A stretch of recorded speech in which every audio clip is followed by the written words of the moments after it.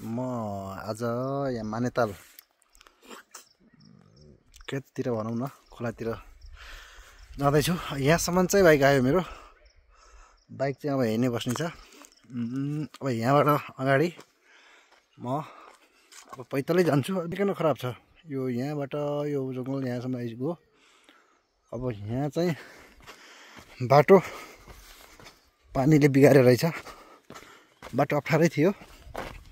अब यहाँबाट चाहिँ म हिँड्दै लाग्नेछु। भिरको बाटोमा मोटर जाने भयो रे भन्न बाइक ल्याइन्छ नि है। यहाँबाट एकछिन यहाँ यता हेरौँ न। हुनुहुन्छ बसन्त भण्डारी, उहाँ आउनु भएको छ बाइक ठेल्नको लागि ल्यायो खासमा उहाँलाई। यो मानेताल हो, तर एक जमाना यहाँ पर्यटक आउने माछा पाल्ने धेरै राम्रो थियो। यो यताको पोखरीहरू पनि भयो योहरू, तर अहिले यस्तो उजाड छ यो बन्दै भयो। 1-2 वर्ष चल्यो। त्यहाँ सोलर प्यानलहरू, त्यहाँबाट पानी तान्ने पनि सिस्टम थियो। यो प्यानलहरू पनि हेर्नुभयो भने, तर अहिले किन हो यो यसरी बन्द भयो? गाउँमा जनशक्ति अभाव हो कि बजार व्यवस्थापन नभएर हो कि माछाको?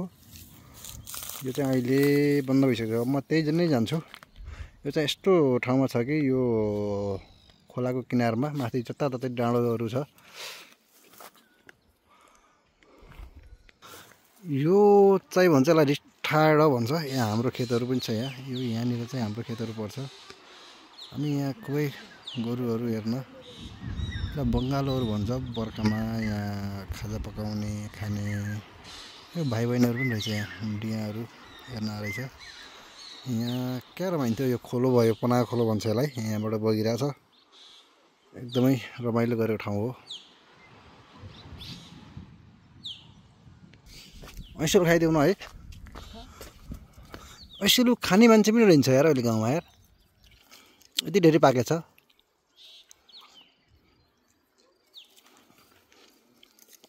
बाँदर नला रहेछ अहिले। सरले ऐसोलु हान्दै हुनुहुन्छ।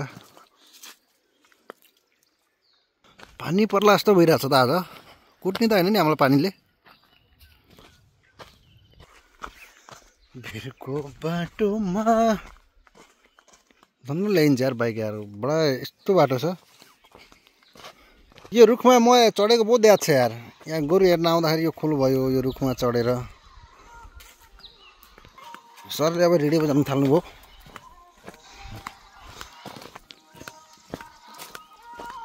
बेर गीत नहालौँ, कपिराइट लगाइहाल्छ अहिले फेरि मलाई। यो मानेतालको अवस्था कसले बनायो यार? यस्तो यार, यस्तो बनायो यार। यहाँ बाख्रा पालेको थिएँ, बाख्रा पनि हटाएछन् है। यहाँ बाख्राको खोर हो यो। यहाँ बैर बाख्राहरू पालेका थिए, अहिले यो पनि बन्द भएछ। यस्तो अवस्थामा छ यो।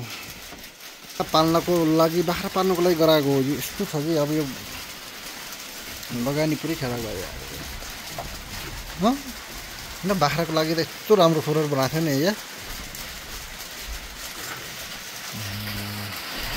100वटा बाख्रा अर्थ्यो होला यहाँ।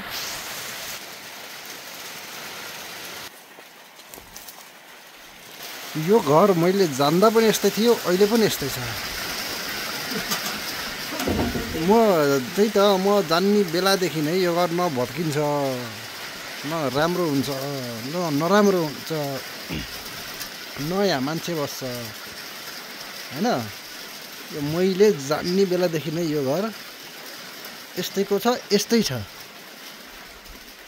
कति बोलियो हुन्थ्यो होला है यो पुरानो घरहरू। यो 26-27 वर्ष भयो म जन्मेकै, तर यो यस्तै नै देख्थेँ मैले। अहिले पनि यस्तै छ।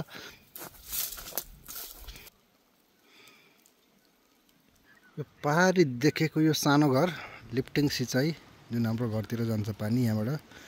यो खोलाको पानी यहाँबाट मेसिन चलाएर यो घरबाट र बाले नै चलाउनुहुन्छ मेसिन।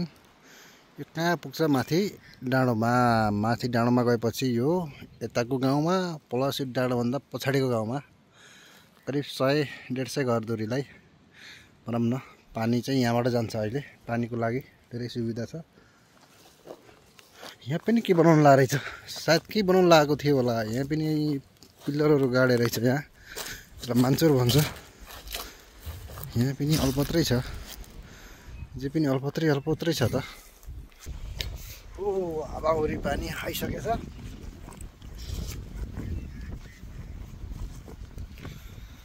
बाटो जाने भयो रे ओ हावा चल्दा रुखहरू कस्तो देखिँदो रहेछ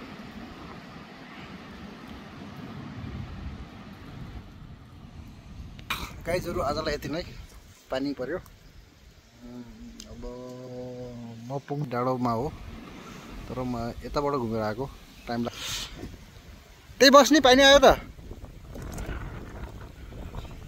बाई बाई